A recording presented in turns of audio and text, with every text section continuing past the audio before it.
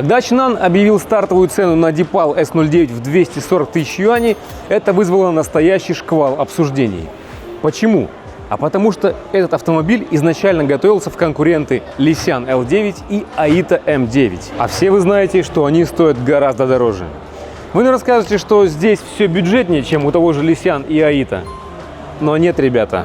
Получить Huawei ADS 4.0, Harmony OS, кожу, массажи, комфортный шестиместный салон за такие деньги – это что-то нереальное. Но не может же быть все так идеально. Давайте разбираться.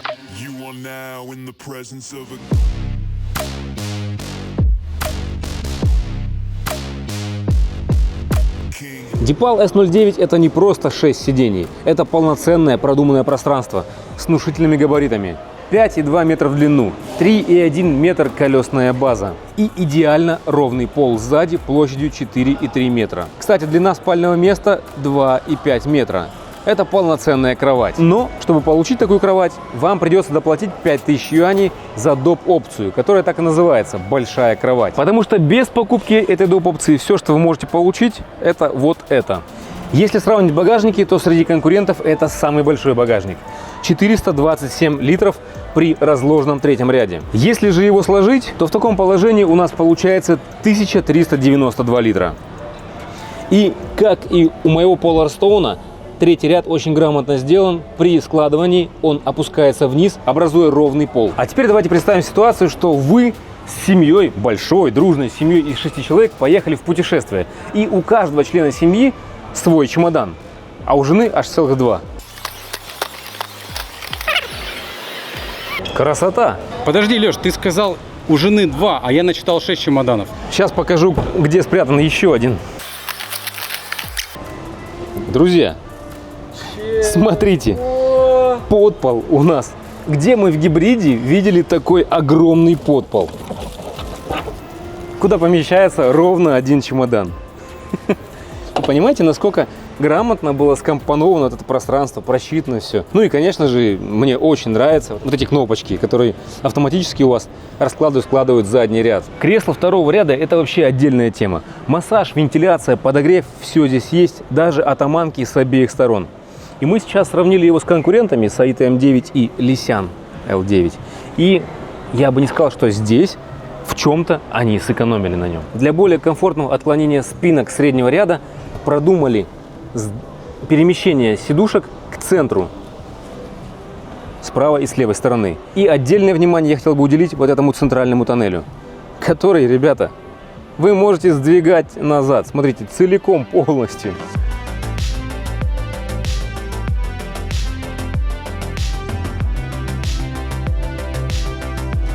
Для чего это сделано? Для того, чтобы вы могли получить доступ к холодильнику.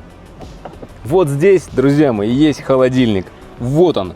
Большой вместительный холодильник, где можно как подогревать, так и остужать вашу еду. Но, ребят, это еще не все.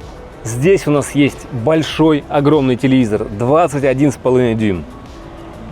Те, кто знает, какой телевизор у L9, понимаете, о чем я говорю. Harmony OS, Huawei, все дела.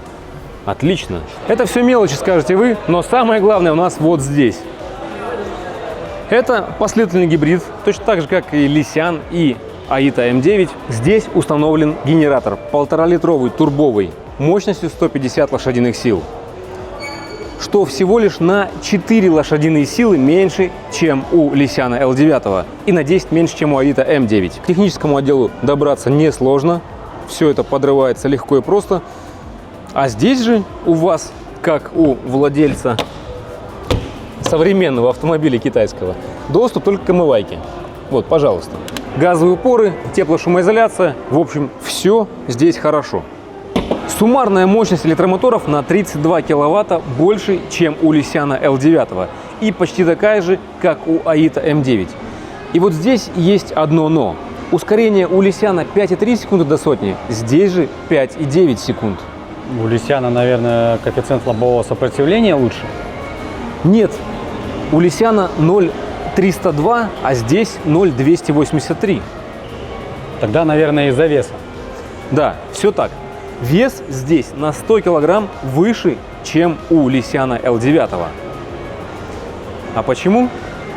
А потому что здесь стоит литий-железная фосфатная батарейка. Все так. Больше и тяжелее.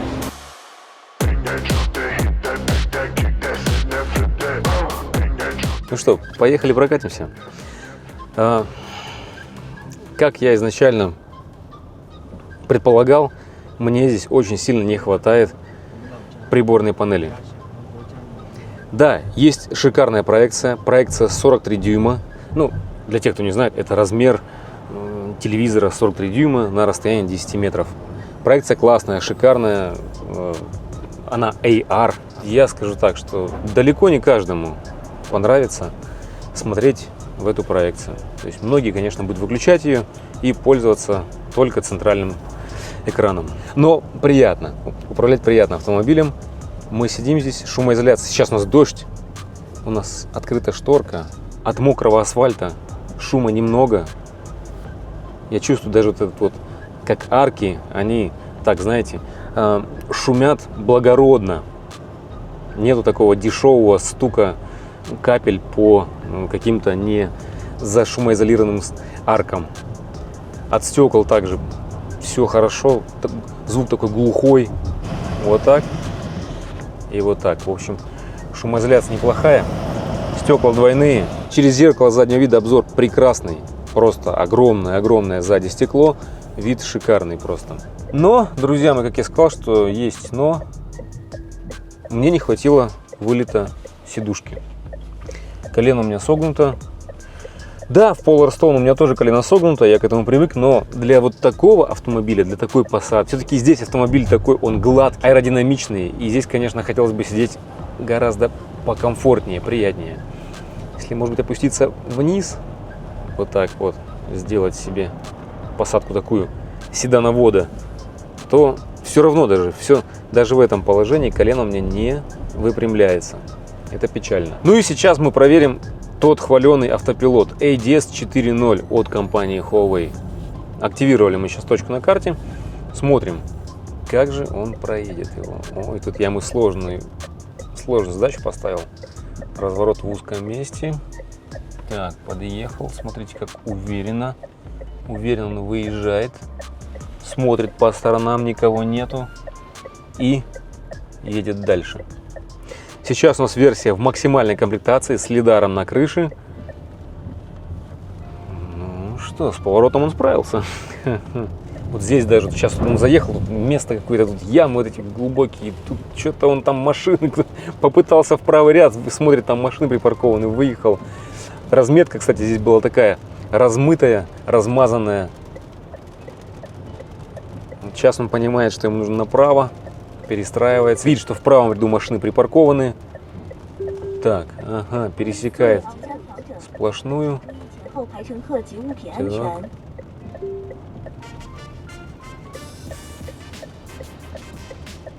Слушайте, очень уверенно.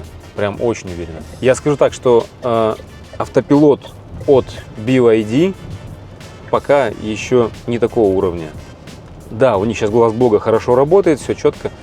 Но вот у Huawei мне нравится автопилот больше. У BYD как-то он немножечко осторожничает, автопилот. Huawei как-то более уверенно все это делает. Обзорность хорошая, но вот стойка немного широковатая. И зеркало. Само зеркало тоже, оно выпирает сильно и закрывается такая зона большая. А так, в принципе, сидишь комфортно. То есть большое лобовое стекло, хороший вид, классно.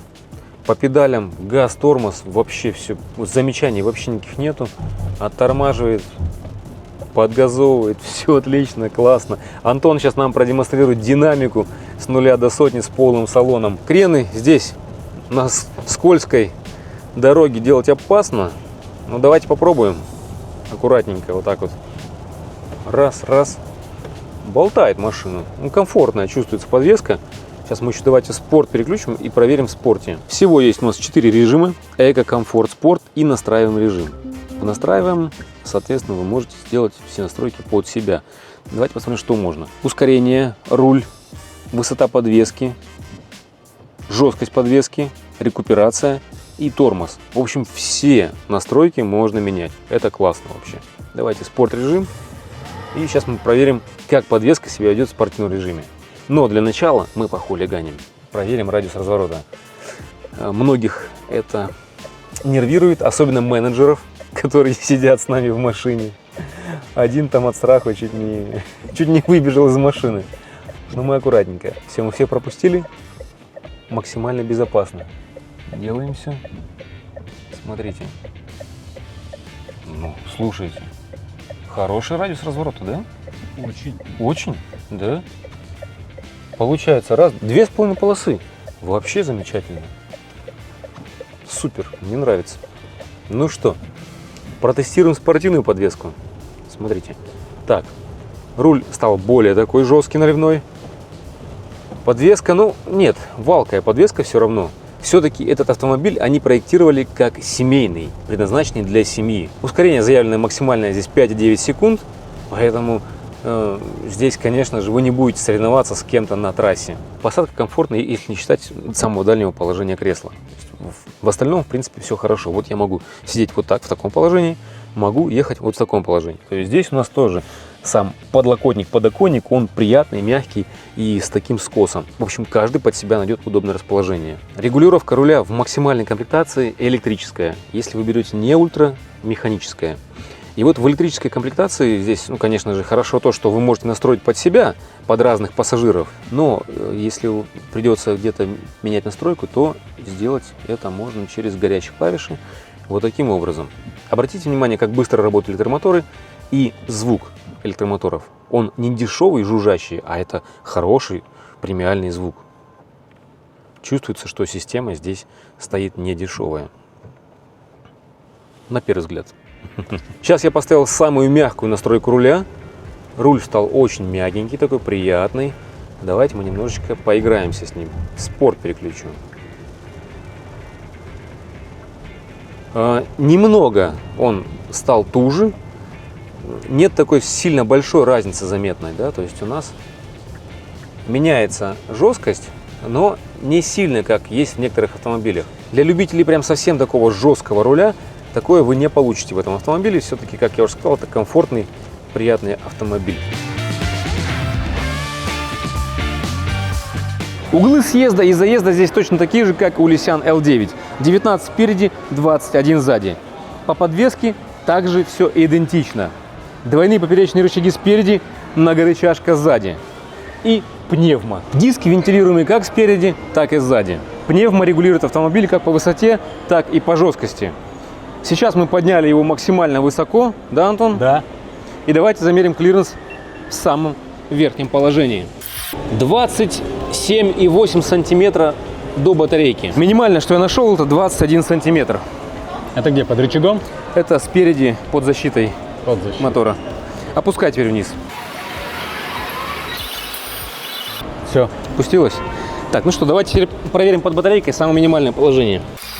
22,2. Опустилась машина на 5,5 сантиметров. А вот бензобак здесь меньше, чем у Lysian L9. Всего 50 литров 92-го бензина. В то время как у Lysian это 65 литров. И я не понимаю почему, ведь батарейка здесь также меньше. 40 киловатт-часов всего. Кстати, запас хода 210 километров по циклу CLTC. А у Lysian это 52 киловатт-часа с запасом хода на 280 километров. Также по циклу CLTC. Да, собственно, все по той же причине, потому что здесь стоит литий-железно-фосфатная батарейка.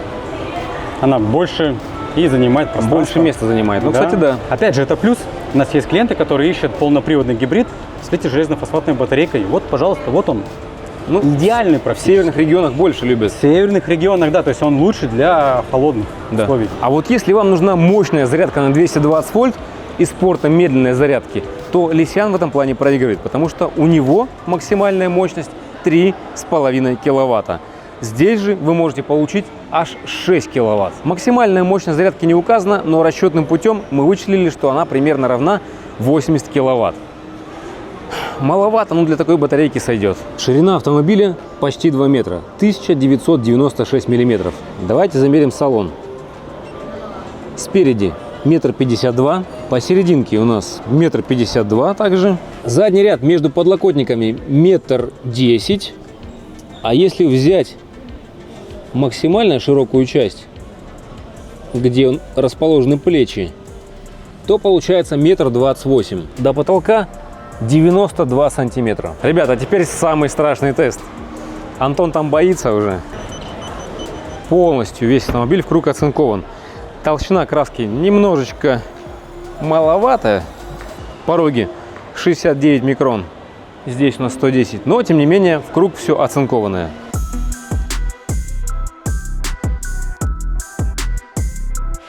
Подножка электрическая, прям в тему подходящая. Так, слушайте, ну, мне прям по посадке сразу чувствуется комфортно.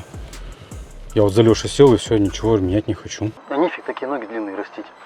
В общем, 1,78 м вполне комфортно разместился вообще. Без проблем.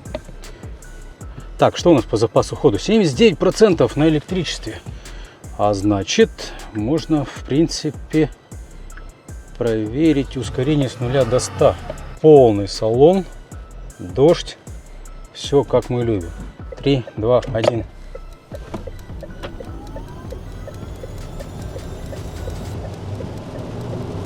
Стоп. Что-то как-то 100-110 быстро произошло. Да, тихо. На 89, то есть за 80 км в час подключился бензогенератор.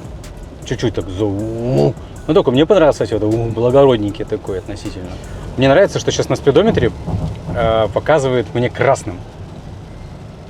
То есть вот я сейчас еду, превышая скоростной режим, и скорость у меня в километрах в час, она красная. Все, я спустился ниже 50 и показывает мне беленький. Давайте проверим рекуперацию. Здравствуйте! Помните А07? Там тоже можно было в 0 выключить. Здесь также, пожалуйста, рекуперацию можно вообще баловаться в процентах. Включим рекуперацию на 100 и confirm. 60 бросаем. Вот, через... Нравится, что не сразу же сбросила скорость. То есть она чуть-чуть плавненько, а потом уже стала сильнее. Ну и, к сожалению, моего любимого режима One Pedal здесь нету. Хочу отметить плавность хода. Сидел на втором ряду и прям кайфовал. И вот здесь и спереди то же самое. Что спереди, что на втором ряду. Прям супер классно. За те деньги, что предлагает сейчас Deepal, это что-то с чем-то. Ребята далеко пошли в этом плане. По рулю. Только один вопрос, так сказать, да. Хотелось бы, чтобы вот здесь выступы были побольше. Вот. Что-то мне тут не хватает. У BYD сделано получше. А так держаться удобно. То есть дело привычки, наверное. И руль стал как-то симпатичнее. По обзорности у меня вопросов нет. Меня все устраивает. Зеркала большие, стойки, ну да, наверное, широковаты. Но для такого типа автомобиля они должны быть крупные, серьезные. Классно, что есть дублирование слепой зоны на экране. Включаете поворотник, отображается. Хочется как-то, правда, побольше. Ну, наверное, если так, да, нажать. Наш любимый тест, лежачий полицейский, бетонный. Скорость 36. Скушал. Скушал прям так раз на завтрак. Более грубый, более высокий лежачий полицейский. Скорость 30. Вообще. Что-то слишком изи. В общем, покатались, и расход у нас такой: 21 киловатт-час на 100 километров и 8,5 литров на 100 километров у бензина. В целом ок, при том режиме езды, в котором мы тестировали.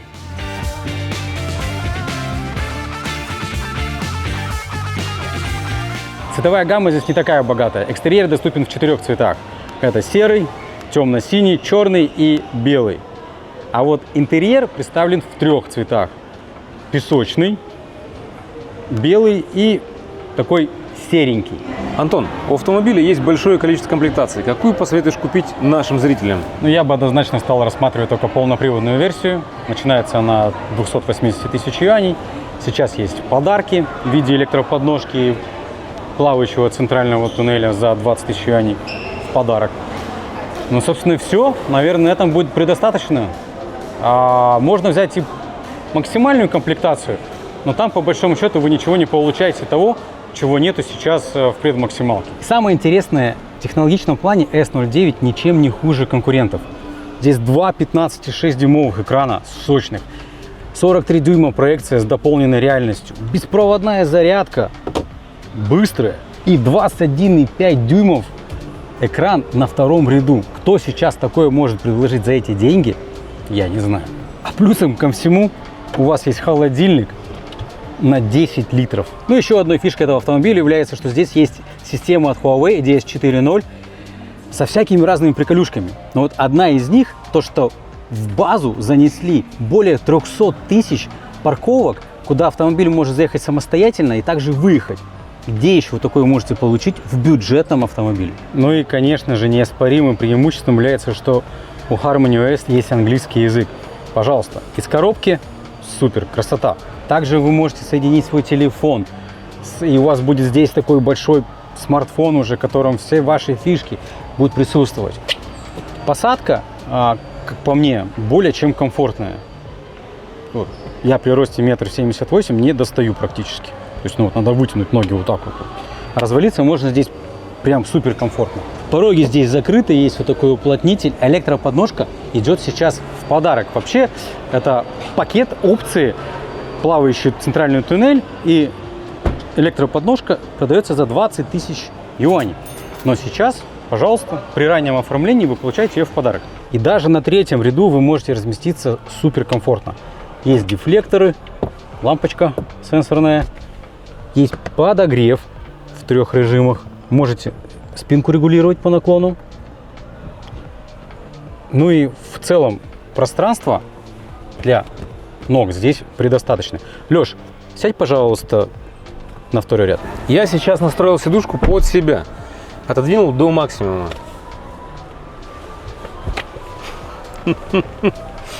То есть в теории даже ты сядешь за собой 3 раза. 3 раза, да. Классно вообще. Нет, здесь места прям полно. Слушай, больше, чем в Лишке. Больше, чем в L9. Что интересно, и багажник здесь больше, чем в Ли. То есть компоновку они сделали такую грамотную, просчитали все. Да. Мне очень нравится. По использованию внутреннего пространства этот автомобиль явно дает всем большую фору. Я не могу найти минусов, Леш. Мы еще не сказали, сиденье водителя можно регулировать по наклону. Угу. Что мне нравится. Да, а вот пассажира нет.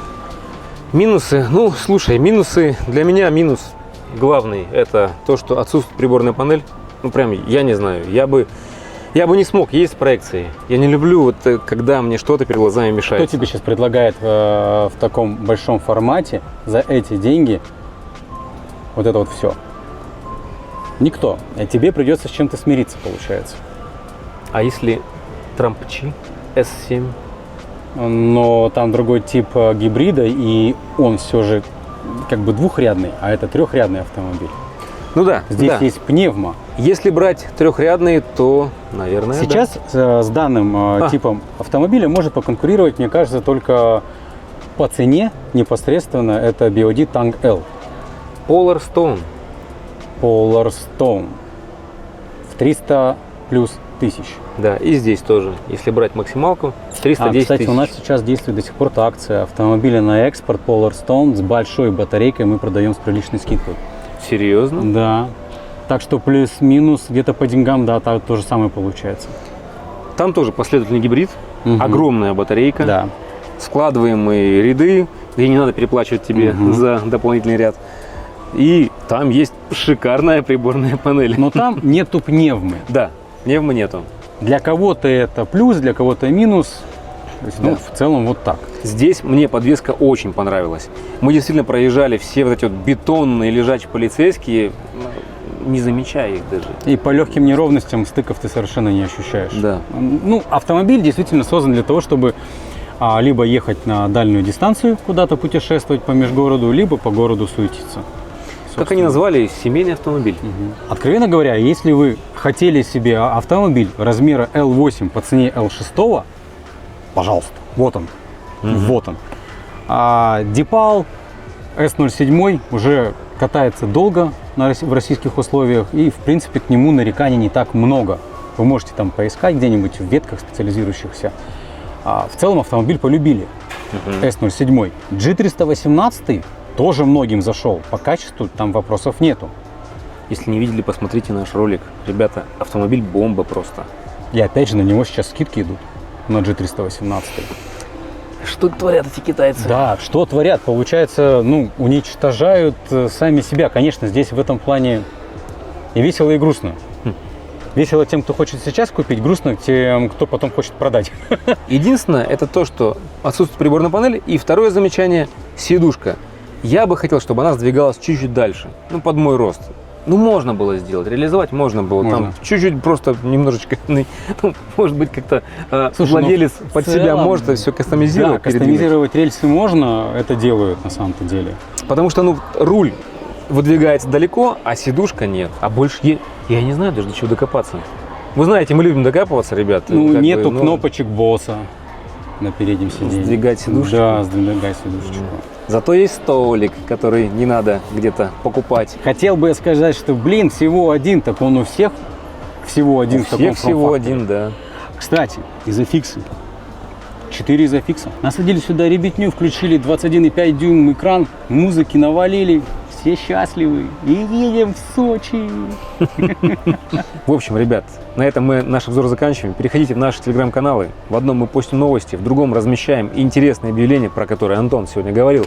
Очень много скидок на китайском рынке. И все мы это размещаем в нашем телеграм-канале. Пишите комментарии везде, нам все это важно и нужно. Ставьте колокольчик, подписывайтесь, потому что впереди вас ждет много чего интересного. Новинок много, очень много. Новинок много.